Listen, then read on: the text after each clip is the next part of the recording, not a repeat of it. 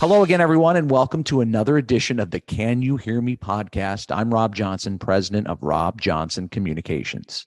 And I'm Eileen Rochford, CEO of the marketing and strategy firm, the Harbinger Group. As you may be aware, recently here on Can You Hear Me, we decided to devote a series of podcasts to refreshing your core communications elements. So we've already discussed how to get your internal house in order and making sure your spokespeople are media ready. Today, we're going to talk about communicating clearly during a crisis. And to frame this, we're going to highlight a recent crisis situation that's been all over the news, the tragic, toxic, and environmentally hazardous Norfolk Southern train derailment in East Palestine, Ohio. You know, Eileen, this tragic event happened on the night of February 3rd, spilling volatile organic compounds, vinyl chloride, and butyl acrylate. The timeline of this environmental disaster includes an evacuation order, controlled burn of rail cars by Norfolk Southern, residents reporting coming down with rashes and nausea, a town hall meeting with officials at which Norfolk Southern didn't show, citing the safety of their representatives. The Environmental Protection Agency, the EPA, first sending Norfolk Southern a legally binding notice to pay for the cleanup, then threatening a fine if they did not. And then another town hall meeting at which the rail line CEO, Alan Shaw, did show to answer tough, emotional questions. So there is a whole lot to unpack here, and we're very fortunate to have crisis communications expert and friend of the podcast, Harlan Loeb, here to help us. Harlan, if you remember, listeners, was on the second show we ever did here at Can You Hear Me? And now he is back today for episode 40. Hello, Harlan. How are you? And I've wondered if you could hear me from that episode till now, if you could hear me. Because I would watch you, I would opine on whether or not I agreed with what you were saying. Oh, we heard you. Listen, anybody that has input, we're like, this is fantastic. So we did appreciate it, and we figured, we had you on episode 2. It's episode 40. It's not like we're throwing you on every week, and so this particular topic is right in your wheelhouse, as we know. Yeah, it sure is. So we just teed up a little bit about Norfolk Southern CEO Alan Shaw finally showing up to the town hall on this disaster. In your estimation, Harlan, where has Alan Shaw fallen short in this entire situation? I think the way to phrase it, at least in my world, is where hasn't he fallen short? It's almost a month into this, and at every critical inflection point, Shaw's ability or inability to lead from the front and to own this tragic issue and crisis has been just appalling, just inexcusably appalling. Written statements, written kind of tactical statements that really said nothing, that we take this seriously as compared to what? It was unfathomable that one of two things: unfathomable that he wasn't prepared to do this and to take this on, or didn't appoint somebody else who really knows how to communicate to critical publics. This is what you do all the time. You do this all the time, Harlan, and I'm stunned that a multi-billion-dollar corporation like Norfolk Southern has handled it in this manner. Not only a crisis situation, but one where an entire community is at risk. And you're inches away from these kinds of issues all the time, and use the word unfathomable. And I totally agree with you. But how in the world could somebody be getting this kind of advice that works for a company that big, that I'm sure has people either on retainer or people in their employ that are supposed to be looking around the corners for these things? Absolutely. And you would think, given the nature of what they do and what they're transporting, and they weren't transporting cattle, which would be tragic also. They're transporting heavy duty chemicals with considerable consequence. Some of it, hard to measure in terms of how long that lasts. What do the plumes look like, and so forth. So if you break it down to its component parts, Alan Shaw was not the person, not at all the person to be leading this. Just as if you recall the BP, spill, the huge spill and the incompetence of the leader there who said, "I just want my life back." Said that in the first week or two. I just want my life back. No, you don't. That's not your prerogative. Mm-mm. So as we look at this, and there's a lot in it that, as you say, needs to be unpacked. It's, the first 4 weeks. Why didn't they switch somebody else in? Why didn't they retain?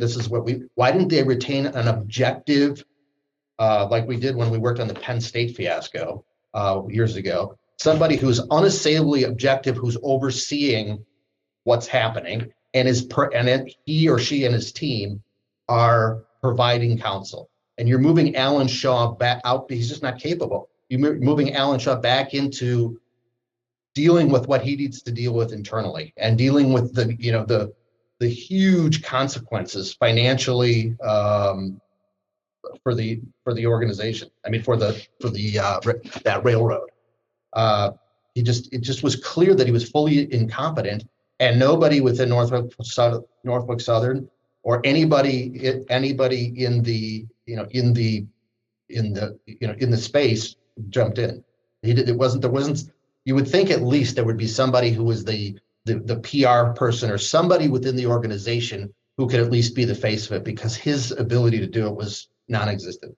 I am a little shocked by the fact that his personal LinkedIn page still continues to post content that's fluff. It is. I've seen not one thing posted on his personal page about this situation. Not one thing. No, and he goes on. If you've seen him, he was on CNN and CNBC, and the dribble that he was putting out was just each inflection point that involves Alan Shaw makes the situation reputationally worse.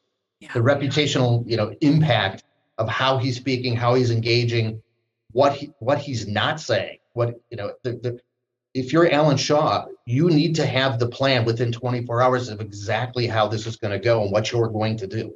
And it has to be very clear. And that's the point that's the point that shocks me right there. Later in this podcast, we're going to get to what should companies be doing. We're going to look forward past this crisis that we're talking about right now. But as it relates to that, you're this company. How have you not gamed for this scenario? How have you not planned for this scenario, knowing that you are carrying hazardous materials across the country? And you were talking about the 24-hour thing. I'm even thinking about less time than that. Like, who's the person on site? You have your internal group. Everybody knows the minute something bad happens, they know, all right, we're gonna have a meeting. We know exactly what everybody's going to do. How could a company like this be so ill prepared for something of this magnitude, where they can't even respond in 24 hours? And some would argue that a month later, the response has been pretty minimal. Right, and that's the most probative question, I think, that we need to kind of examine. Is you would think, and I think other railroads do. You would think that they would have the ability, just like any other kind of any other organization that has a rapid response team, and has a rapid response team that can be on site within hours, would be there to begin, from in every one who's going to be talking about what they're discovering, what they're learning, so that they can convert that. I mean, the news media of all kinds needs to hear that. That's where you embolden your credentials, by making sure that you're communicating, whether it's horribly bad news, but you're communicating what this is and what it means. And that's what credibility. You gain credibility by doing it. It's the only way to be credible. And in some sense, there should have been some type of audible. If Alan Shaw couldn't at least direct some of that, the audible should be, okay, we're gonna pivot this to the rapid response team that knows exactly what's happening, and they can communicate what's happening. It's a little bit, it's not as it's a tactical move, but it's a critical tactical move to make sure that people understand what this means, how this happens, how frequently, do trains derail with with that kind of content in their, in their cars and so forth. So to me, it was, a double whammy in that the CEO was not capable of leading from the front, and the go team, the tactical team, was, to my knowledge, non-existent. So you've created, it's a crisis in and of itself that it derailed, but you so animated and extended the depth of that crisis in every sense, financially, reputationally, organizationally, that you've taken a terrible crisis and made it a mega crisis. Yep. What does this say about their board, Harlan? So that's a great question. Yeah. So, sorry, please answer. Very good question. And one I immediately, somebody asked me about that yesterday. The board should have taken, the board needs to be present. And when Alan Shaw, after, let's just say, week one, was just not capable of leading from the front, the board needed to step in, and they didn't. And yet it's literally, it's folly, this is incredible. It's like one foible after the next in terms of what it is they're not doing. And so, this is one of those, and I don't want to go to the end here yet because it's too exciting. We're in the midst of it. No jumping ahead. Yeah, but it's, a week into it, the board should have said, move them off, move Alan Shaw off, have, this person, stand in and have somebody who can prep that person within an hour or two, have that person totally prepped for what they're going to say, what they're going to say and how they're going to maintain some cadence, some consistency in, what they're doing, how they answer their questions. I mean, when you look at the CNN and CNBC work, it's just awful. It's like dribble. I mean, I know that's harsh, but I can't say that. I mean, I want my life back. That's probably the most, the other, hanging Chad that kind of really disturbed me.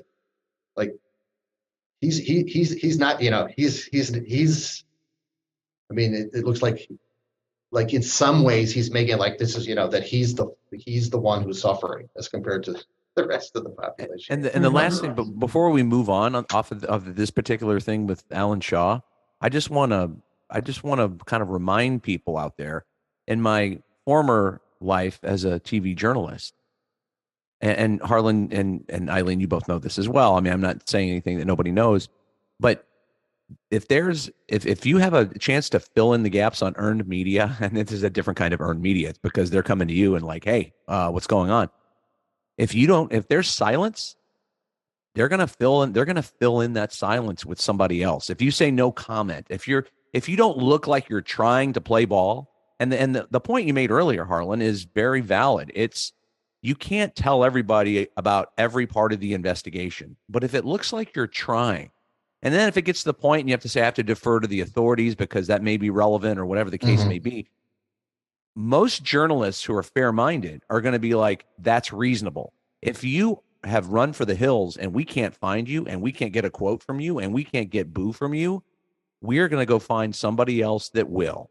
And they're likely to say something that is absolutely 180 degrees from what you want to put out there. Correct. Spot on, Rob. So it is shocking. So I don't want to dive, because this is such a corporate crisis kind of issue, but I do want to talk about it as it relates to Alan Shaw and his executive team, who apparently did very little to reach out to leaders on both sides of the aisle, in Congress.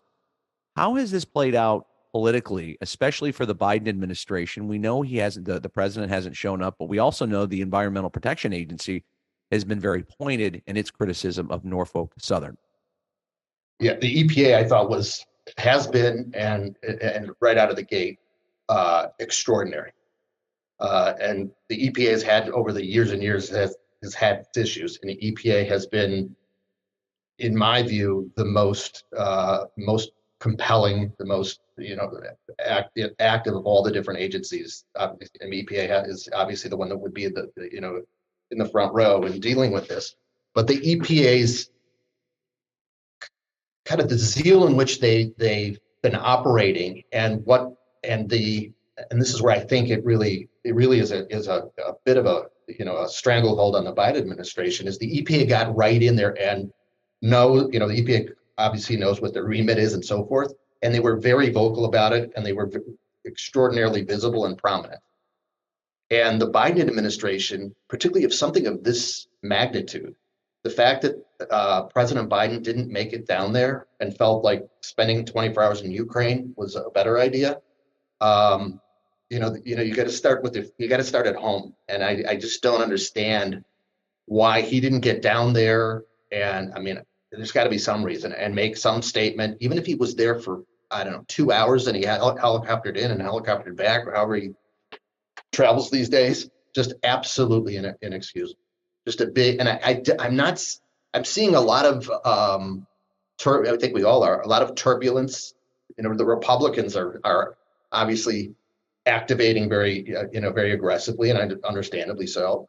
And Biden hasn't said anything. Biden is just kind of, well, this too shall pass, which is not, just not right, not correct.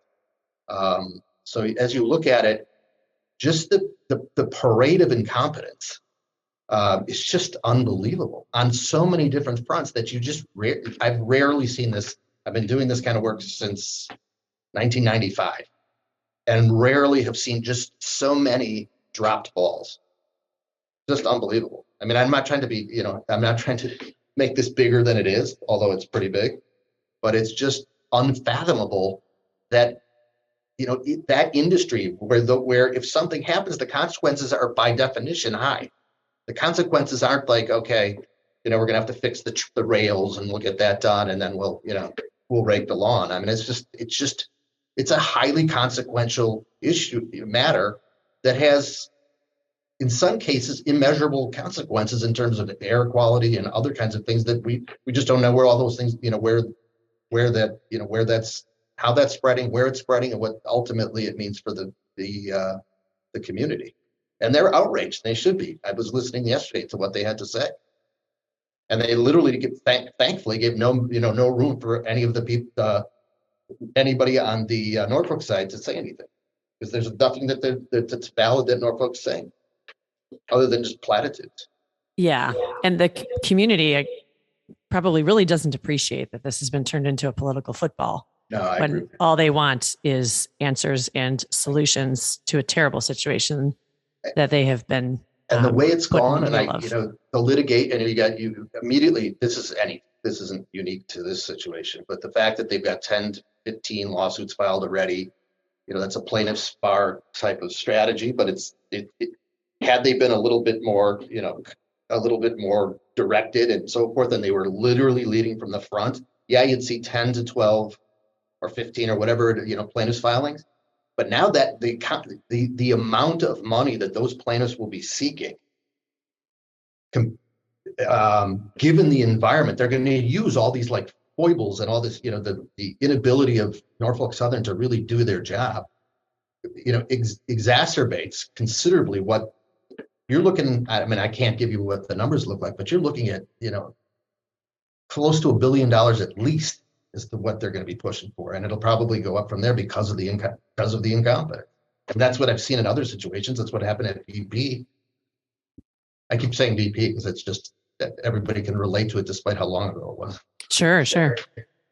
So I want to go back to the administration for a second. Or let me hold on that. We'll go back to the administration in a moment because I'd like to get your take on something there. But staying on the lawsuit aspect of this. So you've touched on the economic impact, and that's clear. And the fact that it will be a distraction in terms of resources at the leadership level in the organization. Talk more about the reputational impact of those lawsuits as they are piling up day by day now. So if I'm that plaintiff's lawyer, and this is what this is how I counsel. We do a lot of litigation work at Argyle.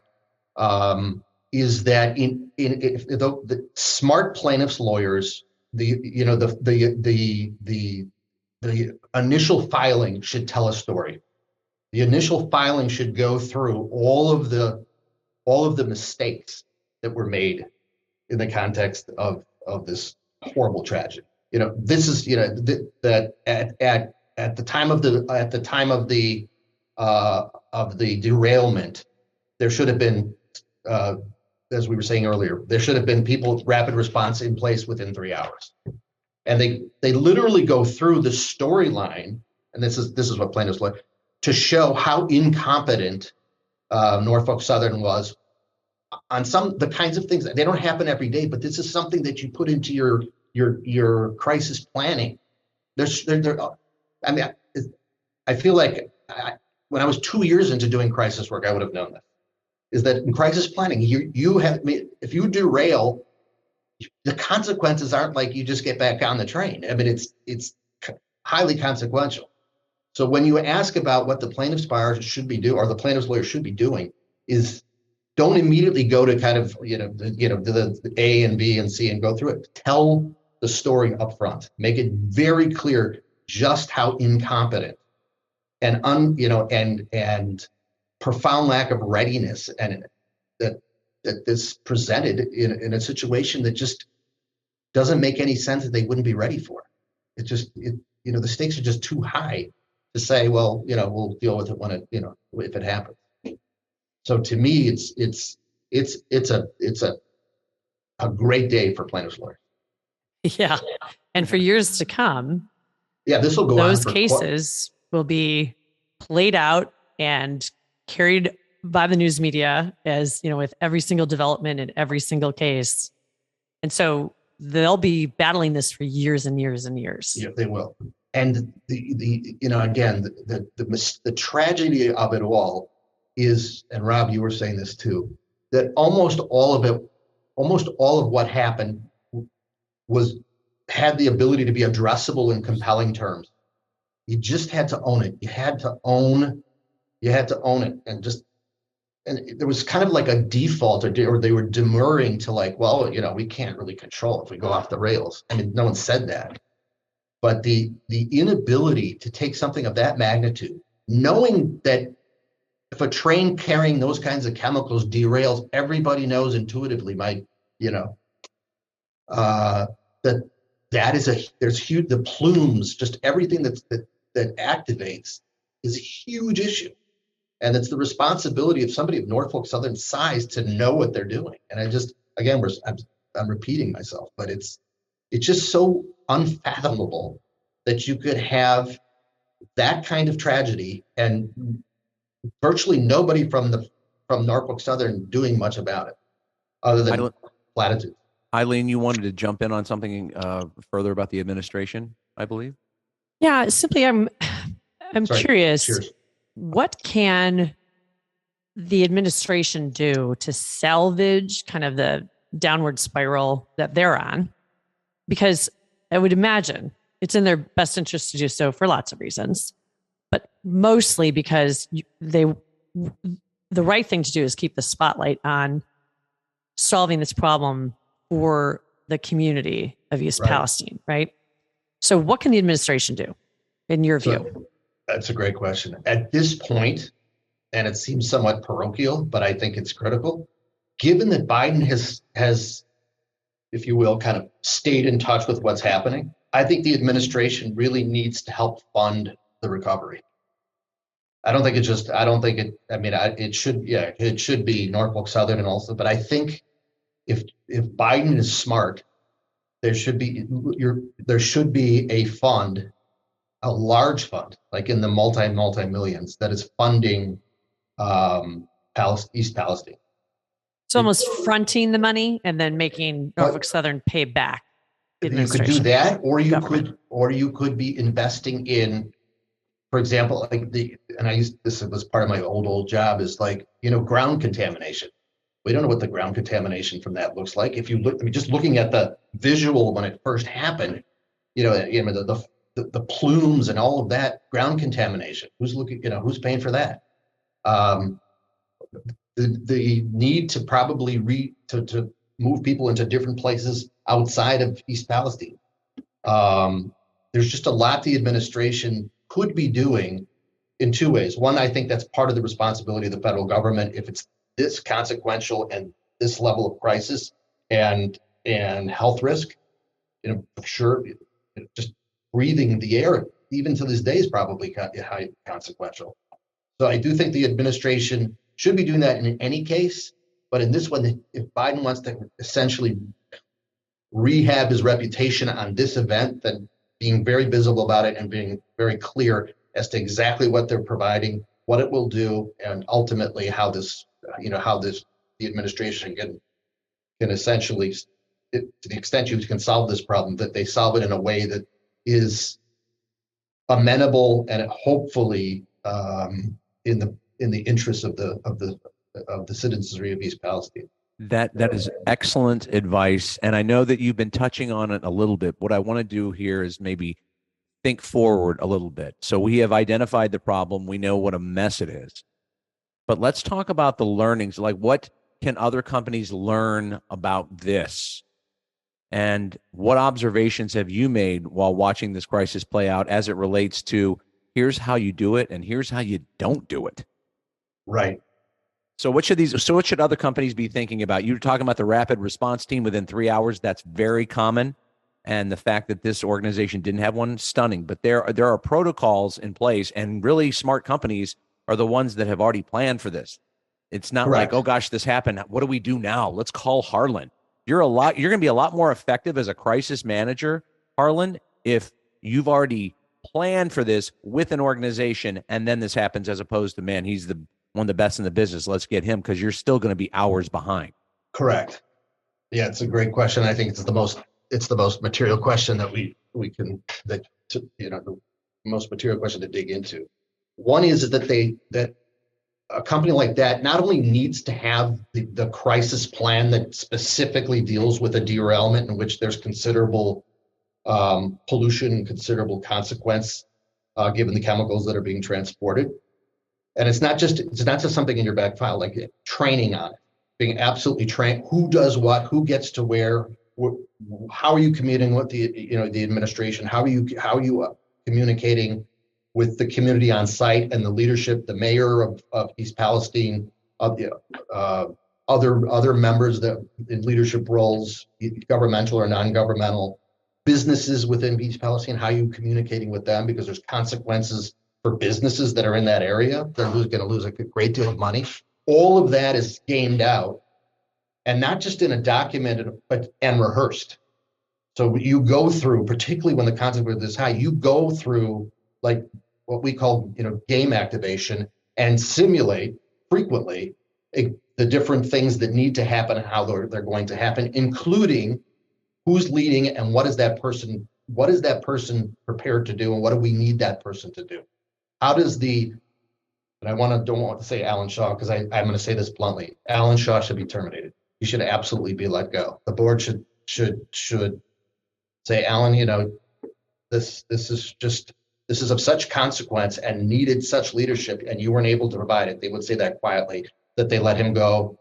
They let him go, and the board then find somebody else. So those are the kinds of things that you begin to look at. Is what does your activation plan look like? How well have you rehearsed it? What can you say in the context of those actions? Had they had that kind of go plan, or that real go plan, then that's what Alan Shaw is talking about. He's able to, he or she, I hope it's a she going in there when he leaves, he or she can say, this is what we're doing, this is how it's happening, so that they know that it's not just platitudes, in a written statement, which is just unfathomable to me that they would do that, because nobody's reading that. Nobody cares about it, like your little, I almost used an expletive, your little statement. We can bleep it out. Next time I'll do it.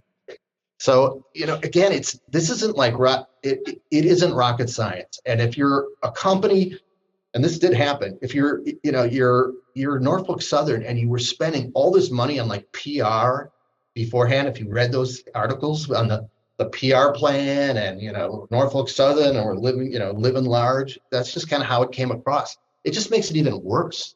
Actually, could you pause and talk about that for a second? Because I don't know that our listeners are aware. I mean, that dates back to like 2016, 2017, right? This really is fascinating. Yeah, they started, I'm not even sure what the end game was, to be kind of Norfolk Southern. There was kind of the bold and, the bold and the beautiful. Was that like a drama, a I think daytime that was drama? a soap opera. That was a soap opera. It was soap opera. That's right, daytime drama. Because I want to be very kind of highbrow, daytime drama. Just so it's, again, there's a lot of this is another thing, a lot of arrogance in some ways. I mean, I know it's a bold thing to say, but some degree of arrogance if you're kind of promoting your brand and you're trying to push out considerable PR, and then your CEO can't find his fanny with two hands. It's just crazy. It's one of these case studies.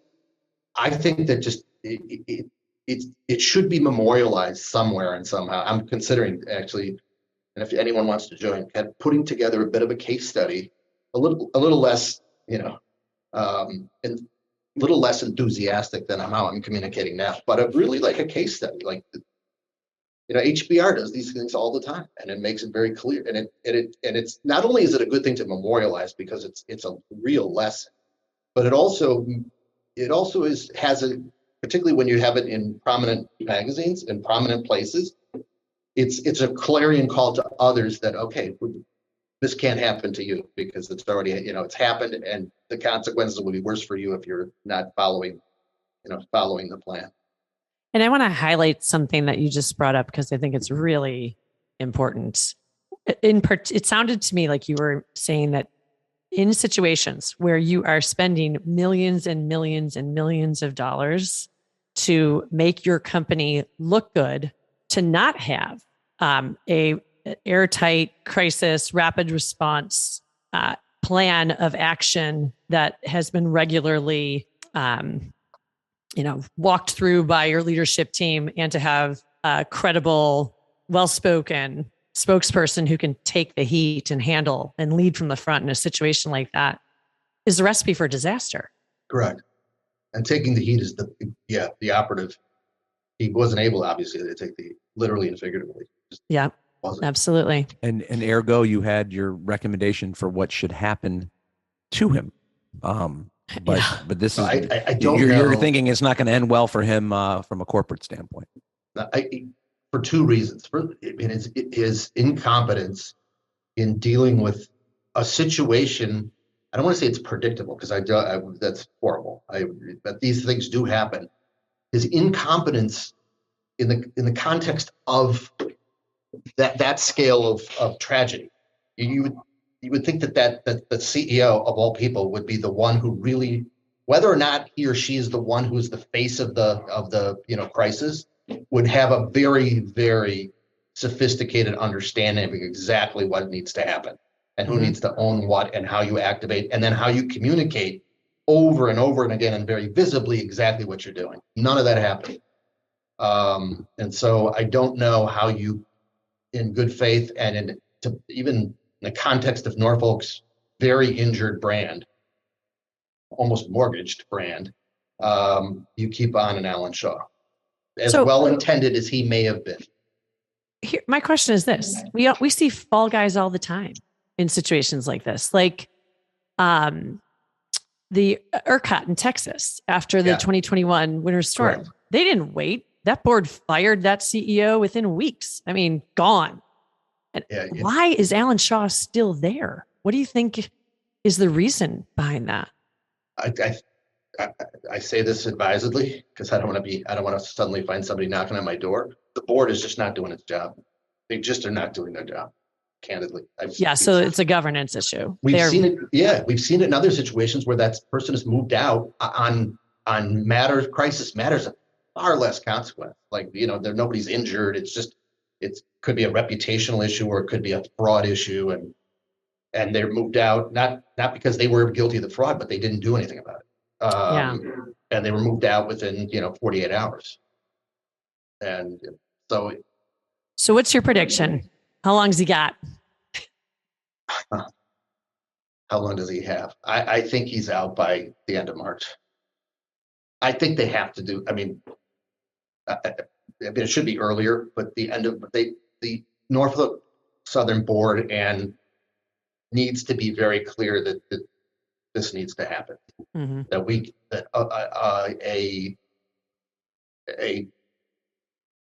Their size, their scale, what they're transporting, it's borderline illegal to allow somebody with that level of incompetence as a leader in crisis to still be around. I have to say, I was hoping you were going to tell us what you really thought this podcast. No, all kidding aside, No, you've authored my favorite new line, which is parade of incompetence. And I'm hoping people that are listening to this podcast don't think that what we're doing right now is a parade of incompetence. So go gentle on us, if you would. Harlan Loeb from Argyle Consulting, you are amazing. We love having you on this program, and your insight is always invaluable. Don't you think, Eileen? Absolutely. You guys are very nice. Fascinating conversation. You obviously got my large check. So thank you. We'll keep it going. Well, listen, we appreciate everybody listening. And that's another edition of Can You Hear Me? I'm Rob Johnson. Thank you. And I'm Eileen Rochford. And we thank you guys for listening yet again. And remember, you can find Can You Hear Me wherever you get your podcasts: Apple, Spotify, Google Podcasts, and more.